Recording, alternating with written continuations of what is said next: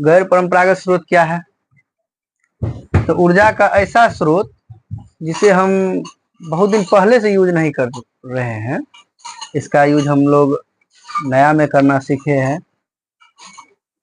इसको इसलिए उसे बोलते हैं गैर परंपरागत स्रोत, यानी परंपरागत ढंग से नहीं चलता आ रहा है, इसको नया में सीखे हैं। इसके अलावा इसके बारे में बात करते हैं तो गैर परंपरागत स्रोत जितना भी ऊर्जा का होता है ये सभी प्रदूषण रहित होता है। यानी कहने का मतलब है कि जितना भी स्रोत होगा इसका, इस सभी में जरा सा भी प्रदूषण निकलने की कोई बात नहीं सामने आएगी। इसलिए ये अपना लोग के लिए थोड़ा महत्वपूर्ण हो जाता है, क्योंकि वर्तमान परिप्रेक्ष्य में तो हम लोग देख ही रहे हैं कि कितना ग्लोबल वार्मिंग की समस्या आ गई है, इतना ज़्यादा तापमान बढ़ गया है पूरी पृथ्वी का। तो इसको ध्यान में रखते हुए अपना लोग को ऊर्जा का ऐसा स्रोत खोजना होगा जिससे प्रदूषण ना हो, जिससे ग्लोबल वार्मिंग की समस्या ना हो। तो इसके लिए हमको सबसे बेस्ट हो जाता है ये ऊर्जा का गैर परंपरागत स्रोत।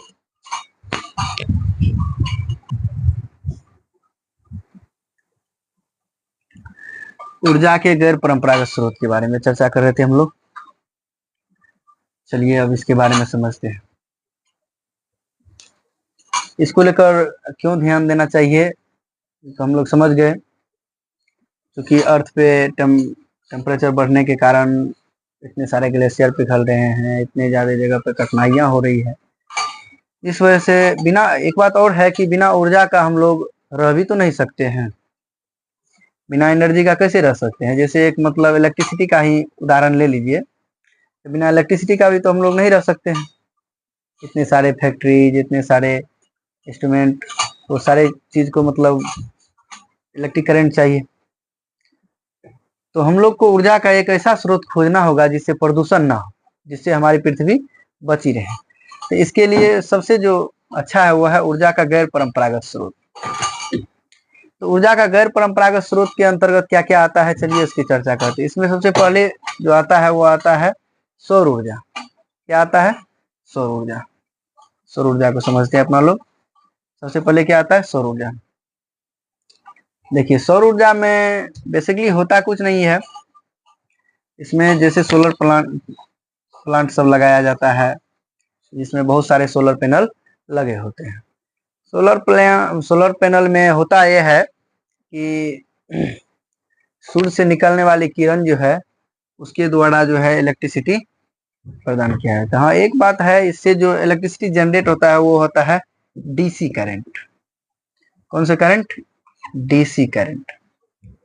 करंट के बारे में आप लोग पढ़े होंगे कि इलेक्ट्रिक करंट दो तरह का होता है, एक होता है एसी करंट, एक होता है डीसी करंट। एसी करंट में बेसिकली होता यह है इसमें इलेक्ट्रॉन मूव करते रहता है, जिस वजह से इसको छूने पे झटका भी लगता है। नॉर्मली अपना लोग घर उर में जो यूज कर रहे हैं जितना भी बिजली का करंट, इलेक्ट्रिक करंट वाला, तो वो सब एसी करंट होता है। उसके बाद सोलर पैनल जो बनाता है वो बनाता है डीसी यानी डायरेक्ट करंट। इसमें इलेक्ट्रॉन मूव नहीं करता है, एक ही दिशा में चलता रहता है, इस वजह से इसमें झटका महसूस नहीं होता है। लेकिन एक बात इसका दिक्कत है कि इसको हम ज्यादा दूर तक नहीं ले जा सकते हैं, क्योंकि जितना दूरी बढ़ता है इसका मतलब पावर उतना ही कम होते जाता है। तो क्या दिक्कत है, हम लोग सोलर प्लांट जहां लगाएंगे वहीं पे ट्रांसफार्मर एक लगा देंगे, डीसी करंट को एसी करंट में बदल देंगे। तो सौर ऊर्जा या सूर्य की ऊर्जा से मतलब इलेक्ट्रिक करंट बनता है, इसमें प्रदूषण की कोई चांस नहीं होती है। दूसरा जो हमारा गैर परंपरागत ऊर्जा स्रोत होता है वो होता है पवन ऊर्जा। पवन ऊर्जा क्या होता है कि आप लोग कहीं ना कहीं देखे होंगे, एक ऐसे टावर के समान रहता है, इसमें ऐसे मोटर टाइप से फिक्स रहता है, इसमें 3 डैने लगे होते हैं, ऐसे करके 3 डैने लगे होते हैं, और यह धीरे धीरे धीरे धीरे घूमता है। इसमें जो गियर सिस्टम लगा होता है, जैसे ही ये बड़े पंखे एक बार घूमते हैं, छोटे पंखे को कई बार घुमा देते हैं, इस वजह से वो ज्यादा स्पीड में रोटेट करते हैं और ज्यादा से ज्यादा इलेक्ट्रिसिटी जनरेट होते हैं। इसमें भी पोल्यूशन का कोई चांस नहीं है, क्योंकि यह हवा से चलती है, इसमें पोल्यूशन का कोई सवाल ही पैदा नहीं होता है। हवाएं आएगी, ये टरबाइन घूमेगी और यह हमारा पवन ऊर्जा बन के तैयार हो जाएगा। इसमें कोई दिक्कत नहीं है, सिर्फ एक बार जितना भी स्रोत होगा इसमें सिर्फ वन टाइम इन्वेस्टमेंट लगता है। ऊर्जा का गैर परंपरागत स्रोत जितना भी लगभग इस सब में वन टाइम इन्वेस्टमेंट होता है। एक बार लगा दीजिए और उसके बाद यूज करते रहिए। जैसे सौर ऊर्जा का बात कर लेते हैं हम लोग, एक बार सोलर प्लांट लगा दिए उसके बाद तो कोई खर्चा नहीं है, सिर्फ इसके मतलब रख रखाव में जो खर्चा है वही होता है, और उसको धोने वगैरह सब में मतलब कुछ दिन के बाद अगर उसको साफ नहीं किया जाता है तो इसके कार्य करने का जो क्षमता होता है वो धीरे धीरे घटने लगता है, तो इसको थोड़ा धोना होना पड़ता है। इसके बाद भी इसमें भी कोई मतलब ज्यादा खर्चा नहीं, सिर्फ मेंटेनेंस का खर्चा लगता है। उसके बाद आता है ज्वारीय ऊर्जा।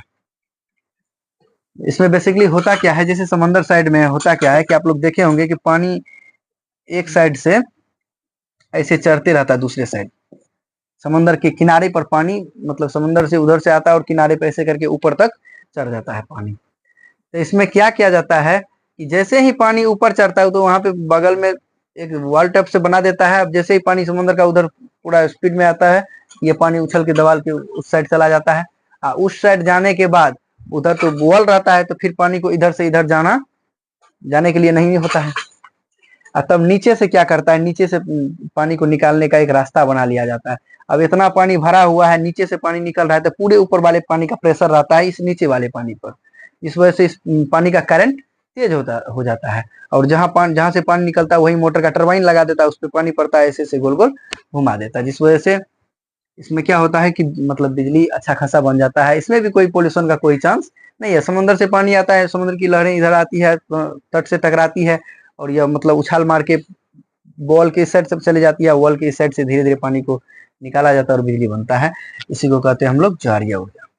उसके बाद बायोगैस। बायोगैस में जितने भी अवशिष्ट पदार्थ सब होते हैं उस सबसे ही बिजली बनता है।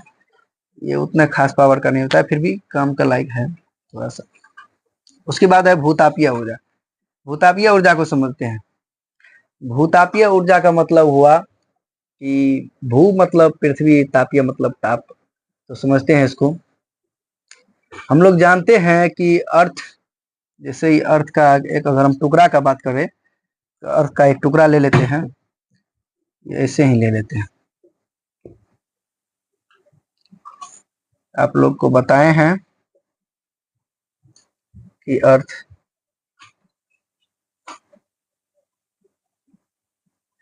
अर्थ का जो सबसे ऊपर वाला लेयर होता है इसको बोलते हैं भूपृष्ठ। इसके बाद आता है भू प्रभार। इसके बाद आता है क्रोड। सबसे ऊपर वाले लेयर बहुत कम पतला होता है, लगभग 5 से 70 किलोमीटर के आसपास होता है। उसके बाद ये लगभग 2900 किलोमीटर के आसपास, ये लगभग 3400 किलोमीटर के आसपास, 3400 के एम, 2900 एम। तो ये जो पृथ्वी का क्रोड होता है यानी बीच वाला हिस्सा, इसका तापमान बहुत ज्यादा रहता है, लगभग 5000 डिग्री सेल्सियस के आसपास तापमान रहता है। यही कारण है कि हम लोग अर्थ के सरफेस से जितना नीचे जाते हैं टेम्परेचर उतना बढ़ते जाता है। तो भूक्रोड का तापमान बहुत ज्यादा है। यही हीट जब किसी न किसी रास्ते से बाहर की ओर ट्रेवल करते हैं तो ऊपर स्थित इस चट्टान में जो पानी वगैरह सब रहता है उस पानी को भी गर्म कर देता है, और यह मतलब बाहर जो ये पानी निकलता है तो यह गर्म पानी के रूप में ही निकलता है, और इस गर्म पानी का यूज करके भी अगर बिजली बना लेते हैं तो उसको अपना लोग बोलते हैं भूतापीय ऊर्जा। उसको बोलते हैं भूतापीय ऊर्जा, समझ गए। तो ऊर्जा का गैर परंपरागत स्रोत में यही मुख्यतः 5